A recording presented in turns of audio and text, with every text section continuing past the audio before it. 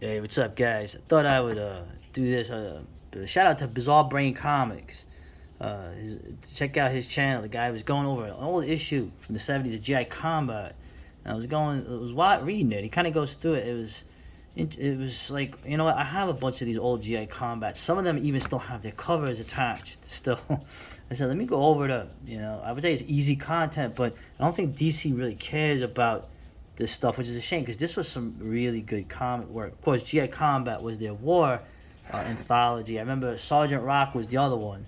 And these I remember 1988 were the last issues of this. Okay, but obviously there were so many of these, and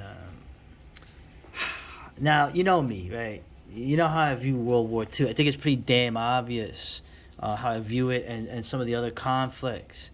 Okay, so looking back at these, I should sort of be like, I don't even want to look at these anymore. Okay, and I do that for a lot of things, but I still have a soft spot in my heart for these comics. A lot of it is because of, these are what I read as a kid. Okay, also the art. I mean, Sam Glansman, Joe Kubert. Some of the underrated Spanish artists that I'll mention that you had doing a lot of these backup stories. And just the craziness of it. Okay, GI Combat. Everyone knows that the main feature was the Haunted Tank. This crazy idea of a American tank, originally a Stewart M3, right? With Jeb Stewart, the ghost of the. Wait a minute! Oh God! Oh my God! Oh God! Right, I know. The whole idea is that this Confederate general's ghost is to his namesake. It was this guy, Jeb Stewart. He's the tank commander. He helps them out but mostly with warnings and omens. He doesn't really get involved.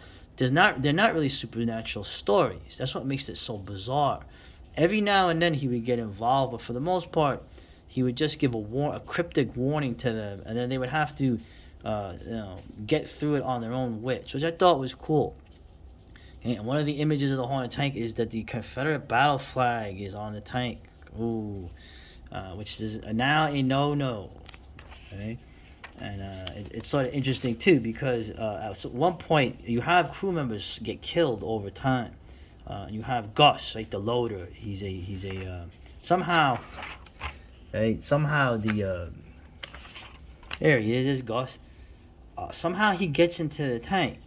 Well, I mean, the policy of World War II. That was it. But that's what I'm saying. Like, who cares? I mean, you have these guys even when they were in the M3, taking out Tiger tanks, shooting down Messerschmitts, destroying half the German army every issue. Sometimes, but sometimes it wasn't. Sometimes it was really. I mean, Robert Kanigher could be inconsistent, but he definitely had crazy ideas. So and just look at Sam Glansman's art, man. Okay, of course, I'm gonna go over Sam Glansman's USS Stevens, probably the best damn war comics ever done because this was a guy who was in the war, right? But just the art is great. The stories are wacky. Of course, Jeb sees the ghost. Everyone thinks he's nuts, right? But he always gets them out. He always gets them out of a pinch. So they're kind of like, they sort of like, all right, leave it alone. So this one here, they did with Canadians. I keep mentioning about the hard luck Canadians and the driver, who is actually the last new character. He replaced the other driver who died. He was a World War One tank guy, right?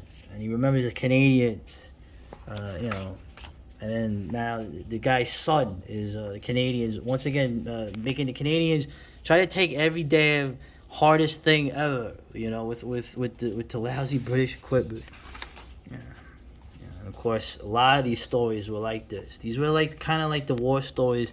I always mention, like, when let's say you like Mospita, right? Or when you would watch the stories, a lot of the stories were very similar to something like this, where you had a character show up, and at the end he would sacrifice himself, or you'd find out that there was a secret or whatever. It was a very similar idea. So I always thought it was interesting, right?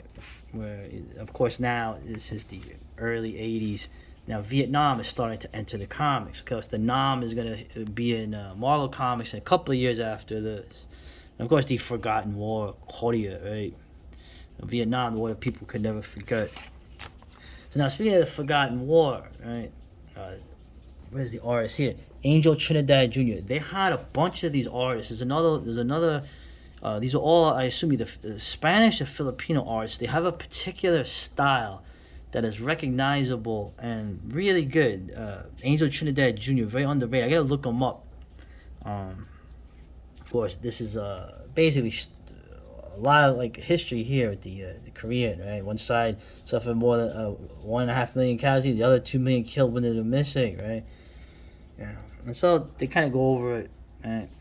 And yeah, I'm gonna give a little review of Lake Changjin too, which I saw a couple weeks ago at my bro's place. So, great movie, better than the first. Yeah. So, but here we got the usual, right? Yeah, the war is over for this. Oh God. Okay. Now, of course, these guys go to the Yellow River, right? And you got right, my father's candy store in Scranton. Okay, you got these guys, and then the Bugles. I always like this line here. They're like, I mean, Jesus Christ, man, they didn't stop at the Bugles. Smitty, like that. That bugle is sounding taps for all his pals, And listen, Lake Changjin, I like the Americans shouldn't have been here, but I mean, they killed a lot of Chinese. Yeah. But the Chinese were winning the battles and driving them back. So, like I had mentioned, in the Eastern Front, nobody ever. The Germans were outnumbered. So that like I said, the Americans were getting beaten. Okay. And just like I'm trying to remember if they have cavalry horses. I don't think they did, but whatever. Good story here.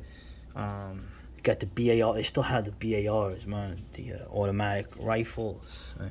And of course, luckily it ends well, right? Merry Christmas, Casey. Happy Hanukkah, Roth. So there you go. We got a happy ending to the Forgotten War. This one now, this issue I remember. Someone in my school had this, and we were looking through it in between classes, or maybe even during class, because we used to do that. Remember? Did anybody used to do that? You'd have like your textbook, but you'd have a comic book in the textbook, and you'd look at it. I think the Simpsons, they showed that, but we actually used to do that for real. Anyway, but this one, right? This story was really, really. This was a good one. This one dealt with the guy again in World War One. Now, this is what I'm saying of Robert Kanigher. A lot of people said he was kind of nuts, right? He created a lot of characters. He created Poison Ivy. Right? He created Hornet Tank. He created Enemy Ace. Right? So many characters. But I always thought this one was really interesting. The first Ghost Tank. Right? And you had the figure of Christ saved my life, Lieutenant. And they should have the old. In the first war. Now, of course, in the first story, they had him in a Renault, right? He was in the armored unit that would have been led by Patton, who got out and was directing the tank traffic until he got shot in the arm. Yeah. But here, he's in the heavy tank division, the Mark IVs, and they had this stuff here, right? And I always thought, wow, look, World War One tanks, and this is Sam Glansman, his great technical skill. Showing these tanks that the Americans were using, right? Phosgene gas. There's been some of that going around lately, huh? And just like the battles here. Now, of course, this never really happened here. At this point, the Germans are not wearing this thing here. They're not wearing these helmets. A7Vs, man. You had I think you had like 7 of them. Or, I'm trying to remember the exact number. They didn't have more than like 10 of these things at the most. The German Tank Corps, the majority of the German Tank Corps, 2/3 of it was made up of these captured tanks, because they captured a lot of British tanks. Not even in combat. Half these things would just stop working, and the Germans would grab them, because they frequently retook ground that was taken from them. They were really good at that. They would take these things back to be fixed, and they would use them, but they would run into the same problems. Just like the combat. I mean, forget the historical accuracy. And I'm big on that. Oh, remember they call them the Heinies, right?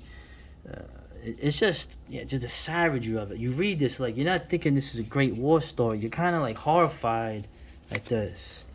And just to round it out, the scene here with all his buddies are dead, And this scene here, right now, of course, where is this from? Right? Remember the big red one, right? Which a movie is a movie I don't that hasn't aged well with me, by the way. The big red one, but I'll leave it at that. And of course, yeah, you got this. All right, you got this ain't happening, but it's a thing here. But don't let them hurt no more, right? Sorry, you had to see all this killing. So like these are anti-war stories, right? And this is Robert Kanigher writing this, okay? Very respectful Robert Kanigher, okay? I'm pretty sure that he was not didn't come from a family that was a worshiper of the Christ. They'll just leave it at that. But yeah, great story, man. Robert Kanigher was really, really good, man. There was some crazy stuff, but as he got older, some of these ones in the 80s were really anti-war, really kind of somber. Okay, and just rounding out Vietnam. Right, I remember when they started this, the Bravos of Vietnam. Once again, Angel Trinidad again, and you have the whole thing where like, oh, hey, it's amazing. You can't trust the civilians, right? Yeah. Hey Kim, you didn't finish my boat. Boom. Oh, he's just a kid. Oh God! Oh, you know what? Maybe they should get rid of these comics. Right now, of course, the Vietnam Journal in a couple of years, maybe 4 years after this was about to come out, right? But and I remember, yeah, this was the woman. It's like, oh, you can't trust anybody. Well, yeah, well they're fighting you because you shouldn't be there, right? And they get the punji sticks. So yeah, but I'm saying this was one of the first Vietnam comics I remember. The Bravos of Vietnam. There's a couple of stories of these guys, but like I said, the Nam was coming out in a couple of years. Vietnam Journal from Don Lomax, which was still one of the best damn war comics ever. Yeah, and of course at the end she runs off. Yeah, and the punji sticks. I remember as a kid being freaked out by like, yeah, they have punji sticks. Like, oh man. That's really messed up. It's like, shh. Fucking war, bro. Anyway, so I thought that was just a little trip down memory lane. And look at remember the old arcade games. I didn't have this game, but yeah, the old 2600 games. 1982. Like another friggin' planet now, I'm trying to do the whole thing. How many years away are we from World War II? I think we're as many years away from that now, right? Anyway, that old guy.